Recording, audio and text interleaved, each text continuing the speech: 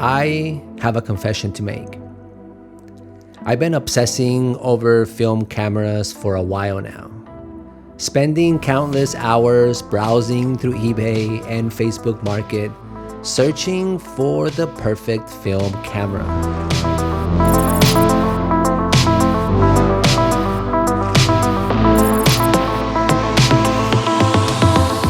Film photography has a rich history that spans more than a century, marked by technological advancements, artistic development, and the widespread popularity of capturing moments on film. Okay. First, let's go back to the beginning of film photography and where it all comes from. The history of photography begins with the invention of photography itself. Louis Dugard and William Henry Fox Tybalt independently introduced photographic process in 1839, leading to the birth of the medium. In 1841, William Henry Fox Tybalt introduced the cleotype process, an early negative and positive method that allowed the creation of multiple prints from a single negative. This process contributed to the development of photography as a more practical and accessible medium. In the early 1900s, Eastman Kodak revolutionized photography with the introduction of the Kodak Brownie, a simple and affordable box camera that brought photography to the masses. In the early 1930s and 40s, the development of color film such as Kodak Chrome brought vibrant hues to photography, adding a new dimension to visual storytelling. Film photography has left an indelible mark on the history of visual arts, influencing countless photographers and shaping the way we document and perceive the world. While digital technology has become dominant, film photography persists as a cherished and often nostalgic artistic medium. I love the process of film photography. One, you have to really take your time to compose and select your shots. It's not that easy. Unlike digital, where you can just see your results right away, with film, it's different. I made so many mistakes and I'm still making mistakes till this day. It's a never-ending learning process, which I love. Another thing I like about film photography is the nostalgic aspect. There is just something special about the way film's photos look over traditional digital photos. Although you can probably get the same feel and vibe through editing apps like Lightroom and Photoshop, but film is more than just a vibe. It's the actual process that makes film photography so unique. But film photography is very expensive. It is probably the most expensive way to learn photography. If you have the money and the time, I feel it's 100% worth it. Because once you learn film photography very well, once you transition to digital photography, you are going to be creating some masterful photos.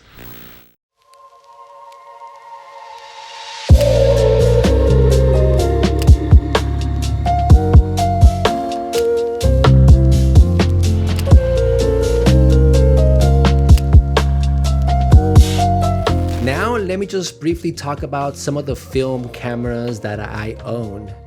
Now, like I mentioned at the beginning of this video, I've been obsessing hard about a lot of these new film cameras, and I've been purchasing some within my budget that I think would be cool to make videos and to shoot with. So here is a list of the film cameras that I currently use. Number one, and the first camera that I bought, was the Yashica RR1. This camera was released in 1977. The Yashica RR1 is an electric controlled 35mm film SLR camera. The cool thing about this camera is that I got this from my mom's friend. I paid about $20 for it, and this camera came with a telephoto lens. The lens is 85 to 210 millimeters f4.6.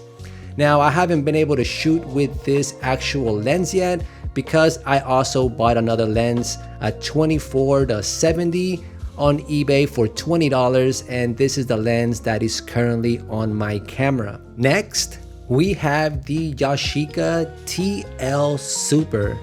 Now the Super was released in 1966. This is a robust, middle-of-the-road camera with no extraordinary features. This camera is very well built and robust, is very heavy.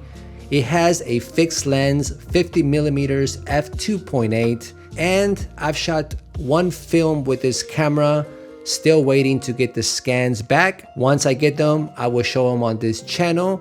If you are interested in learning more about film photography, feel free to subscribe down below, and I will see you guys here. As far as this camera, I think it's great all around. Next, we have the Nikon FF90. This camera was released in 1985. It's a 35mm camera. It has a viewfinder with a 35mm lens. This camera has an automatic film advancement and it also has autofocus and a flash built in. Now this camera I purchased on eBay and I really liked the design of this camera. Unfortunately, after using this camera with two of the rolls that I purchased, I noticed that this camera was rewinding itself after only 15 to 17 shots, so it wasn't going through the whole roll. I shot two rolls, so I probably had about 20 photos combined.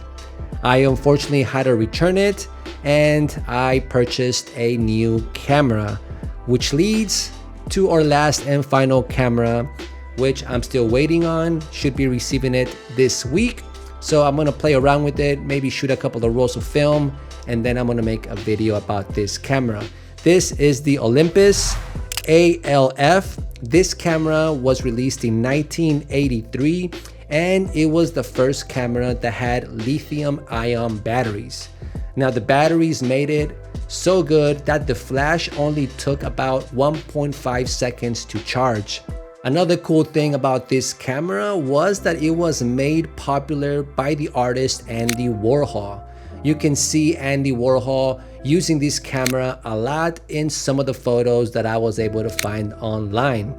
This is something that I didn't know. I really do like this small point and shoot compact cameras that I can just basically put in my back pocket. So that's gonna be pretty much it for this week's video, guys. I hope you guys like all this information about film photography. Like I mentioned, if you wanna learn more about film photography or just come along for the process, please feel free to subscribe down below. If you like this video, please give it a thumbs up. That really helps out a lot. Subscribe. If you're not subscribed already, make sure you hit and smash the notification bell so you guys can get notified for future videos. And you guys be safe out there. And I will see you guys again next week. Peace.